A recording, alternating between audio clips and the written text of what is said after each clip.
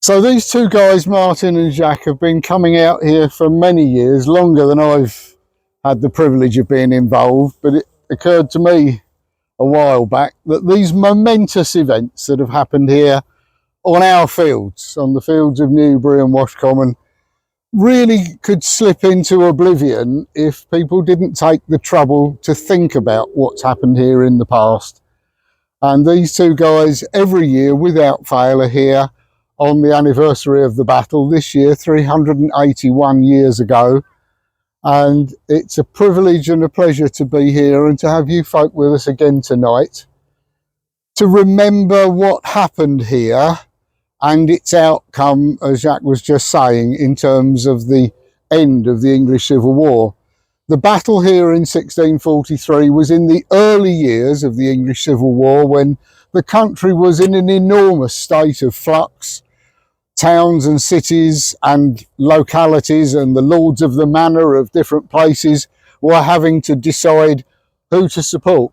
The king and his very autocratic outlook on ruling the country with his rod of iron and his God-given right to do whatever he wanted, or the embryonic parliament, very different from the parliament that we know today, but nevertheless moving towards some semblance of democracy and trying to challenge the king's outright right to rule. And those two armies came together here on the 20th of September in 1643, Parliament trying to get back to London after the siege at Gloucester, and the Royalists attempting to stop them.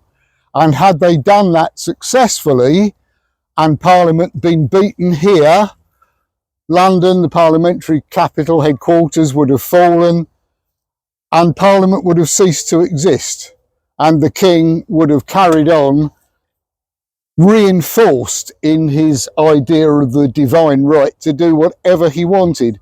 And that opens the what if, and it is a big what if, that we might not possibly live in the parliamentary democracy that we do today, had that knife edge of what happened here turned out very slightly differently. If the king, instead of lining the royalists up over near the Andover Road, had come forward and looked at this ground, he would have prevented Parliament and the parliamentary army from getting up from Crockham Heath and Enbourne, and this that became the front line of the battle would have been way over there, and the battle would have turned out very differently. The king would have marched back to London, Parliament, a lot of the parliamentary leaders would have had their heads cut off, and we would live in a very different country today.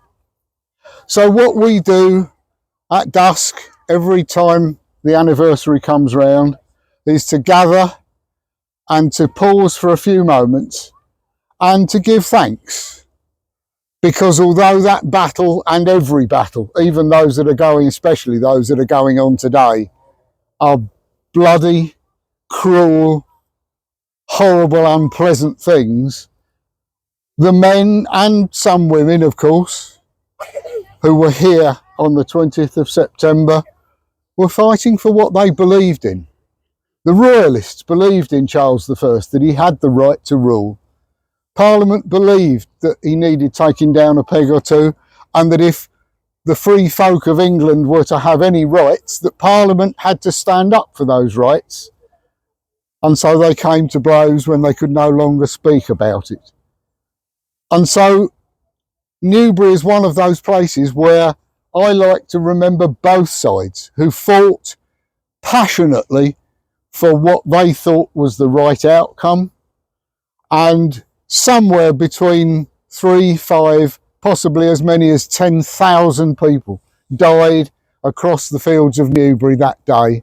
As Jack was saying a little while ago, it was one of the longest and bloodiest battles of the entire English Civil War, but it doesn't carry the same cachet as Edge Hill or Marston Moor or some of those that even those of us with a schoolboy memory of English Civil War history can think about. First Battle of Newbury, no, not many people have heard of that. But here we are remembering it, and it's lovely to see so many people here to join us to think about it. So when you walk these fields, when you pass the road names of Washcommon, Essex and Falkland and Skippon, Stapleton. Those are the reminders. The Gun Pub, the old London Apprentice down near the racecourse. That was several of the parliamentary regiments are commemorated in things like those pub names. Those memories are all around us, and we carry that to the future, to our young people, so that they know what's happened on the land where they live and go to school. So in a moment, Martin is going to lead us in a minute's silence to think about the events, to think about the people that were here, not only the fighting soldiers, but the women folk in the baggage trains over at Enbourne and down in the town for the Royalists, who supported the soldiers, who cared for them when they were injured, who brought them water. Very, very different conditions that we live in today. And it's wonderful that we can just stop and pause for a moment and remember those events. Gentlemen, on behalf of Newbury, I thank you both for making sure that this commemoration happens every year.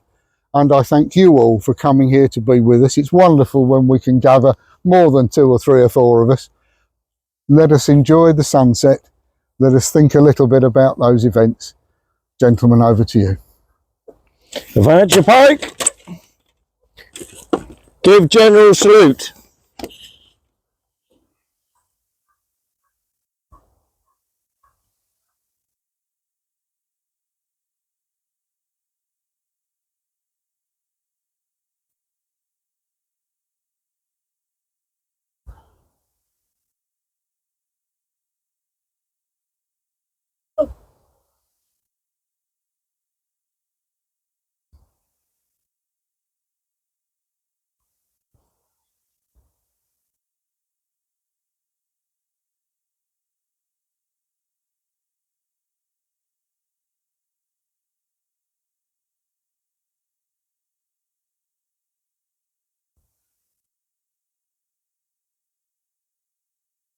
Recover.